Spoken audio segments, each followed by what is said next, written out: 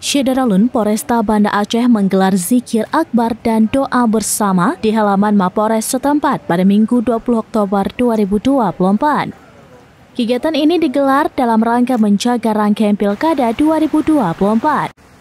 Zikir yang dipimpin langsung Ustaz Zul Arafah ini dihadiri Dirbinmas Polda Aceh, Kombes Pol Sugeng Hadi Sutrisno, Kapolresta Banda Aceh, Kombes Pol Fahmi Irwan Ramli, PJ Wali Kota Adi Surya, anggota DPRK, TNI Polri, Bayangkari, serta sejumlah pihak lainnya.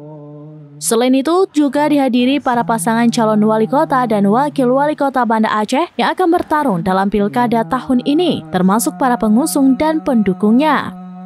Zikir yang dimulai sekitar pukul 9 waktu Indonesia bagian Barat dan selesai hingga pukul 11:20 waktu Indonesia bagian Barat ini berlangsung khusyuk dan khidmat, meski cuaca cerah dan matahari agak terik. Kombes Pol Fahmi Irwan Ramli usai kegiatan mengungkapkan tujuan digelarnya zikir akbar ini adalah sebagai bentuk peran pihaknya untuk memelihara demokrasi itu sendiri. Fahmi pun berharap sekaligus mengajak semua pihak untuk menjaga seluruh rangkaian Pilkada 2024 ini dapat berlangsung secara aman, damai, dan sejuk.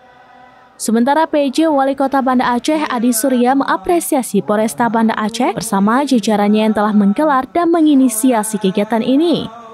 Menurutnya, kegiatan ini merupakan perwujudan untuk menciptakan Pilkada damai sekaligus merajut persatuan untuk bisa menghadirkan suasana damai di Kota Banda Aceh.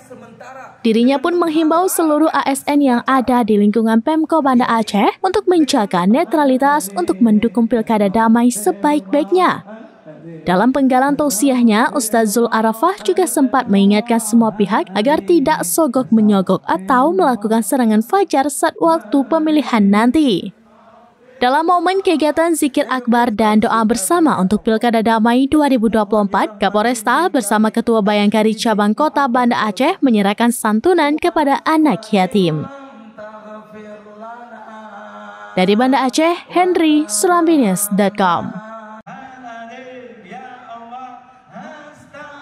Download Tribun X sekarang, menghadirkan lokal menjadi Indonesia.